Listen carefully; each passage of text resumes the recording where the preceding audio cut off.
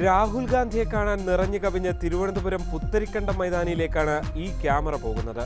ഒരു വ്യത്യാസം, രാഹുലിനെ കാണാൻ എത്തിയതിനേക്കാൾ ആളുകൾ ഇന്നലെ പുത്തരിക്കണ്ടത്ത് തടിച്ചുകൂടി. എന്തിനാണെന്നല്ലേ? സൗജന്യമായി വിളമ്പിയ ചിക്കൻ തിന്നാൻ.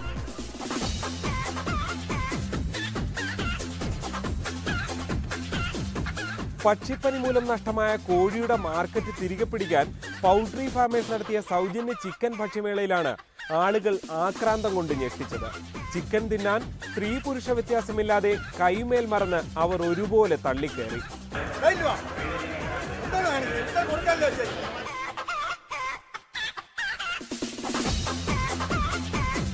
ചിക്കൻ മേള ഉദ്ഘാടനം ചെയ്ത് ശ്രദ്ധേയനായത് CPIM കേന്ദ്ര കമ്മിറ്റി അംഗം EP ജയരാജൻ.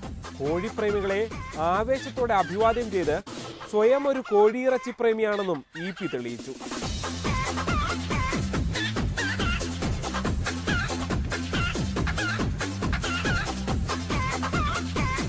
കോഴിപ്രേമികളായിട്ടുള്ള കോഴി ആഹാരം കഴിക്കാൻ അത്യാവേശത്തോടുകൂടി ഇവിടെ വന്ന് അതിനു വേണ്ടിയിട്ടുള്ള സന്ദേശം ഉയർത്തിക്കൊണ്ടിരിക്കുന്ന നിങ്ങളുടെ മുമ്പിൽ എന്റെ പ്രസംഗം അവസാനിപ്പിക്കുന്നു.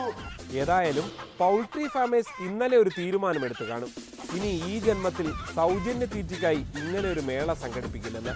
ഒരു കലാപം നൂലിട വ്യത്യാസത്തിൽ ഒഴിവായതിന് നാട്ടിലെ പല പുണ്യാളന്മാർക്കും വഴിപാടുകളും വീണു എന്നുറപ്പാണ്. ക്യാമറമാൻ C വിനോദിനൊപ്പം G ശ്രീജിത്ത്, റിപ്പോർട്ടർ, തിരുവനന്തപുരം.